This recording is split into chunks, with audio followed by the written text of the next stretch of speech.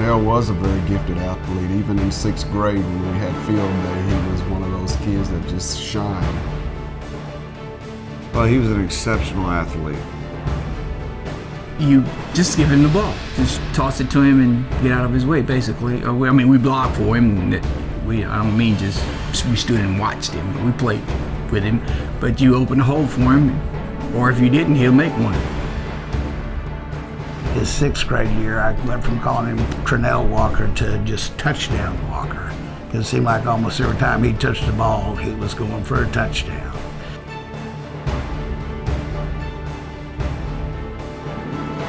I'd never seen anybody like him. It just, on film, you watching our game from Friday night on Saturday morning and grading film, you just couldn't keep your eyes off of him whenever he's in the ball game. Trenell was a young man that was very, very, very active at church, very popular young man.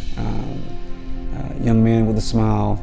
Trenell always had a smile on his face. I mean, it's almost like his smile went from ear to ear. He was such a pleasant young man to be around. I'm thankful that I didn't have any problems like most parents do with their kids. They've never got in any trouble, and a lot of people, when I would see them, they say, "You have such polite kids," and I'm like, "Who, my kid?" Yes, sir. No, sir. Type young man. Very respectful, which is what he was taught at church and at home, and a good student. He excelled, on the athletic field, but he also took care of his work in the classroom. We pretty much kept to ourselves. We didn't party, we didn't smoke like the other kids or do any tobacco and nothing. I mean, everything was football. We weren't like the kids today. Nothing was video games. We always wanted to be outside. Money was not, growing off trees. So we'd always have the old Monterey beer. I think you 12 of them for a couple bucks. That's what we always ate. Mom would actually get home finally and say, "No, boys, this is how you do it. You gotta put a slice of cheese over it, pop in the microwave, melt the cheese, and it's pretty good." So we had lots of burritos. And the things I liked to do was wrestle. And the reason why I liked to wrestle because it gave us something to do. I liked football because that was like my brother's favorite sport. So naturally it became mine too. And running, it was just natural to me.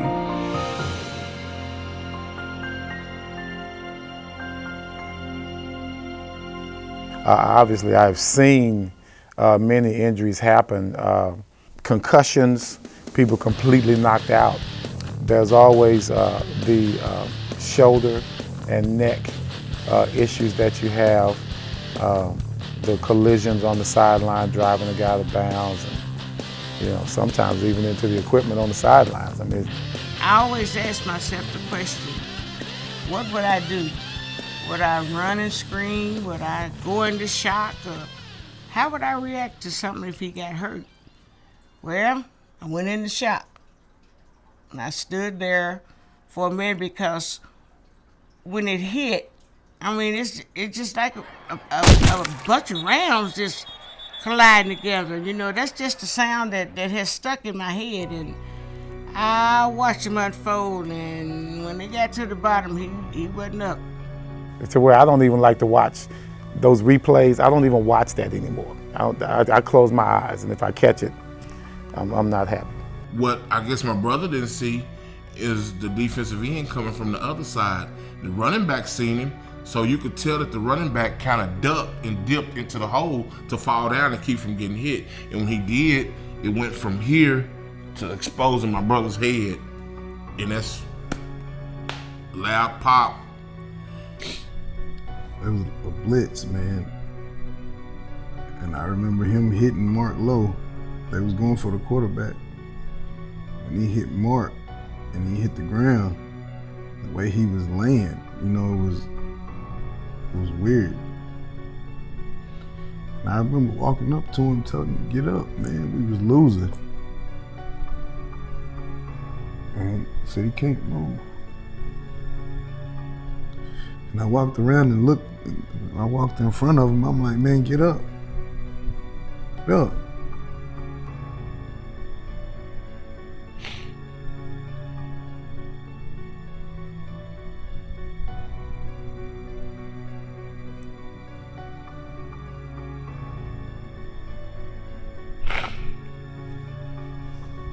Why would he get hurt like that, man? He worked hard. He did everything right. He was a good person. Never did nothing wrong to nobody. Never got in fights. Never got kicked out of classes.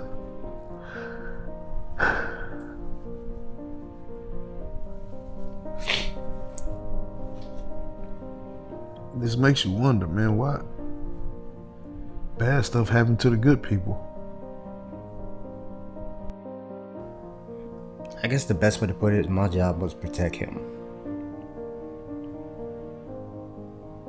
That's what makes it so hard.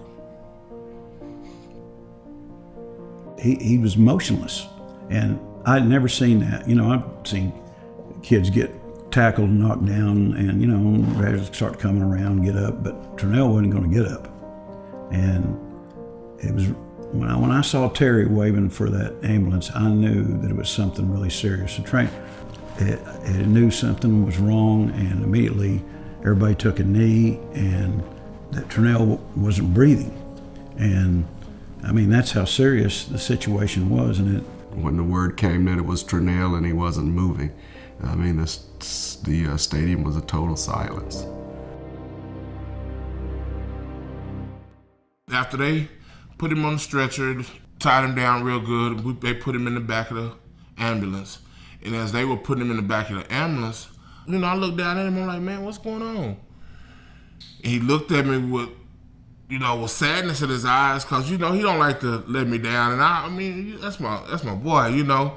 And he looked at me with a few tears in his eyes. He's like, bruh, he said, I think I broke my back, man. He said, I can't feel my legs. So after the game, or before the game, I mean, as soon as it happened, I knew, so I left. And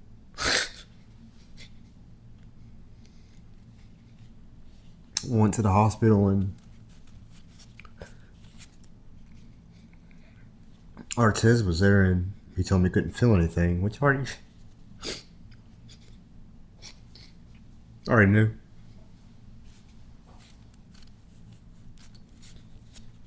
I remember being out in the hallway and talking to one of the doctors who had examined him, and he said that x-rays that he took indicated that his spinal column had either been partially or completely severed.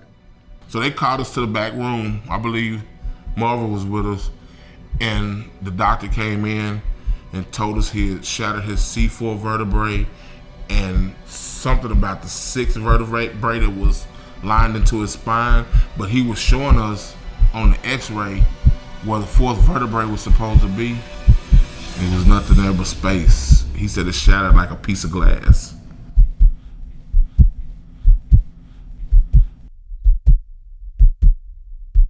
And so he was laying there, you know, we was talking to him, just telling him, you know, kind of go take one step at a time and see what's going on here, because we don't know what it is. And he looked up at us and said, well, hey, Mom, I guess this is why you tell us to wear clean underwear. We like, huh? Yeah, you know, my mom always said, if you get in an accident, you know, you should always be wearing clean underwear. Well, he did. Cause she would always tell us, no matter what you do, bathe you, take a bath, and put on clean underwear, cause you never know when you may end up in the hospital. You just never know, you know. And that came into play, and we were laughing about that, cause we were laughing about it. It was pretty funny. I knew I was gonna be paralyzed, but in my mind, I thought I was only gonna be temporary. So I ain't gonna lie, I was in denial. My friends would come over once I left Beta, you know, talking to me. And I'd be like, man, hey, I'm gonna be up with y'all running around in like a couple of years, you know, maybe 1 or 2 years. Not realizing that it wasn't gonna happen. He had friends, you know, but at that age, you know, a lot will fall off because they don't understand what's going on. They still want to run around and chase the girl, you know, and he lost a lot of them. You can't fault them, you know, because they were all young. I didn't want to accept the fact that I would never go running around with my friends again. I would never, ever be able to hug my mom again. The simple things I would never, ever be able to do again. It was hard. It was so hard that I got angry. And everybody felt my anger, including God. I began to question my faith. I just couldn't come to terms with the fact that how would God allow something like this to happen to such an incredible young man?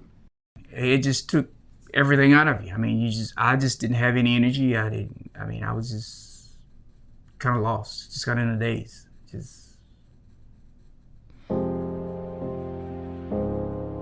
And it still bothers me. All I did was play football. I wasn't a womanizer. I wasn't out there stealing. I wasn't doing anything. I was just playing the game I loved. So I was mad at God. And then during that whole denial thing, I also started being like, hey, okay, God, this happened to me. Started bargaining with God. I'm like, all right, God, I know, hey, if I have the faith the size of a mustard seed, that, you can make things happen. I mean, you can move mountains. And if you make me walk again, hey, I'll be your ace. I'll be your number one. Nothing happened. I grew up in church. So I'm like, if there ain't a God, there is a devil. Devil. You make me walk again, hey, I'll do anything you say. You can use me. Nothing happened. Then came depression. I saw the signs, and you got to understand, from his accident to coming back home, he was able to go to school, finish high school. High school was over. He didn't have a schedule anymore. He was just home. His classmate done graduated, just like he did. They were going on to college, going on to do their life. He was at home. So he was faced with a crossroad in his life. I knew that. I knew if he continued just stay at home, he was waiting to go to Grayson County. I was depressed for a good 2.5 to 3 years. And during that time, I wanted to die. I was hopeless. I was helpless. I didn't see any reason for me to live. He was so depressed. He wished he was dead. He just didn't care. It wasn't nothing. I can't do nothing no more. It's nothing that I can do for myself. And he just wanted to give up. He could have easily been put in the nursing home. A lot of people do their family members like that, but that's just not how it goes with us. That's not gonna happen. I think a lot of people do that. I mean, that is the easier road to take. Trenell's brother, Artez, made a sacrifice. He left his college, he left his university to go take care of Trenell. I understand this because I'm a caretaker too, and you can't not be involved if it's family. You have to get in there, roll up your sleeves, and do some dirty work. And it may be sleepless nights. It may be cleaning things off the floor that you don't desire to do, but that's what family does. And it's an example of legacy. And I think the question is, what do you want your legacy to be? Zig Ziglar talked about the absence of unconditional love really affects the life of a person, who they become, and what they're capable of doing. The real currency of life is love. That's where you earn your real certificates of appreciation, is by investing, serving, and loving others. One night, with tears rolling down my face, I finally did what my mom encouraged me to do since the beginning, since I was a kid, since I was young. And that was to pray. That night, with tears rolling down my face, I was like, Jesus, come into my life and have your way. And I'll never forget this moment. My eyes closed shut, and I had this peace that passed all understanding overcome me. I heard a tender voice say, Trenell, you put football before me. I don't want anything put before me. But through this injury, I'm inspired others that if they put me first and use their mind to the fullest, they can do anything. At that point, I realized that my purpose was bigger than playing football. My purpose was go out there and inspire others to persevere, to have hope, to have courage. I do know that God allows things to happen and He has a plan. And the plan is always a good plan. And when you look at the people who change the world, when you look at the people who make the biggest difference in the lives of others, they all have in their own way that event that they don't understand, that circumstance. It could be a broken home, it could be an addiction, it could be an accident, it could be a disease, it could be where they're born in the world. And yet God uses them to change the lives of others. He's been able to help a lot of people, whether they have a disability or not.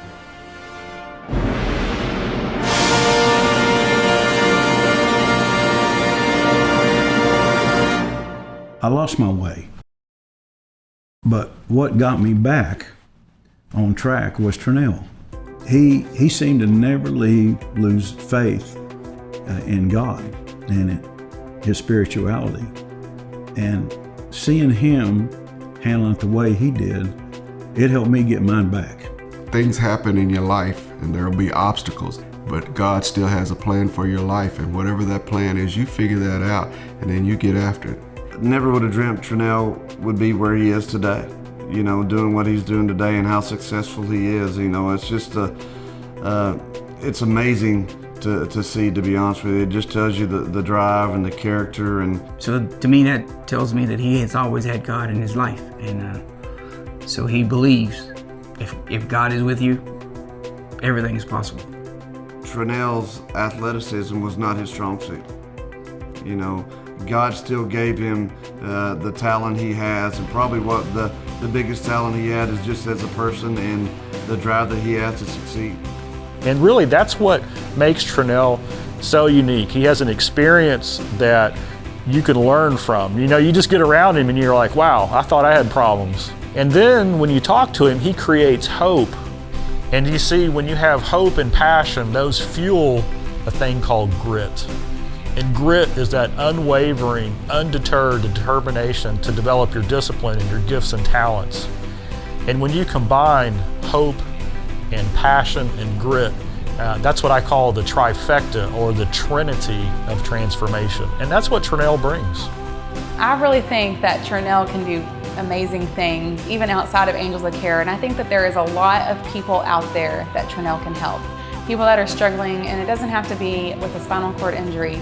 It's any struggle, financial, hardships, thought process things that people need help with, that Trenell can play a huge part in helping people live better lives and overcome tragedy, overcome bad times. If he can do it, certainly you're encouraged to do it. I have the privilege of 2 or 3 times a month of being able to have a call with Trenell. And he thinks that I'm coaching him. And the reality is I'm being coached by him, because I'll say, how is this going? How is your book progressing? How is this initiative? And he'll start telling me, and as he tells me what he's telling and what he's planning, I get inspired, because it brings me back to the roots of what I consider to be the most valuable thing of all, and that is, how can we help God's children be all that God created them to be?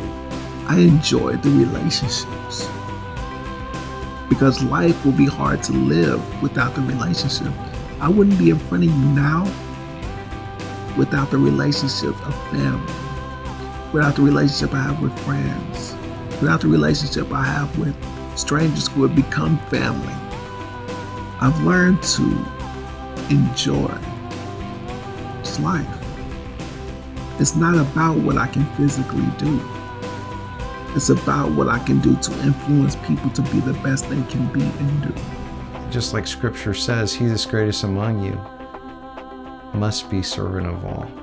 That's one of the things that I've learned from then and there. And plus, like my mom said, as long as you have your mind, you can do anything. And I like to add to that, as long as you take that knowledge and apply what you have in your mind to make your life better as well as somebody else. All things are possible to him or her who believes.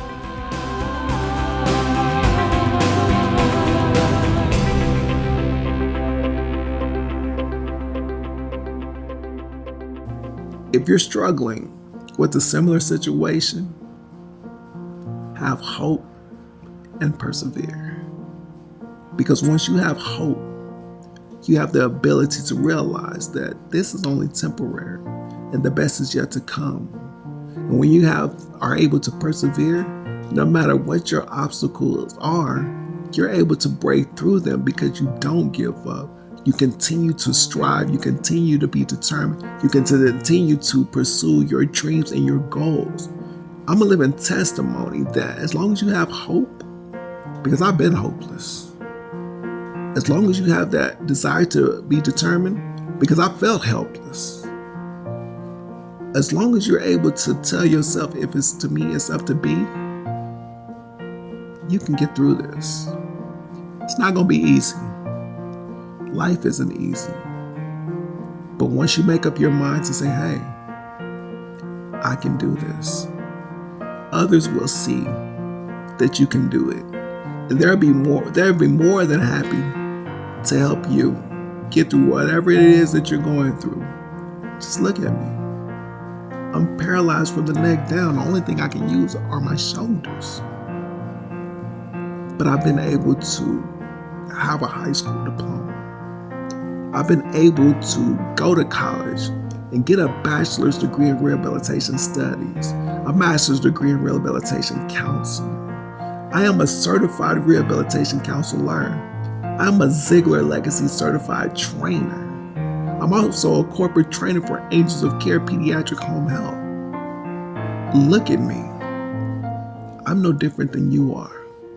I just made a decision to take action, to be resilient, to encourage myself, to never quit, to evaluate, to learn, and to love, regardless of what I've experienced. And I encourage you to do the same. It's impossible to stop a motivated person because he or she will never quit. So whenever you're feeling like you want to quit, you can always do a little bit more.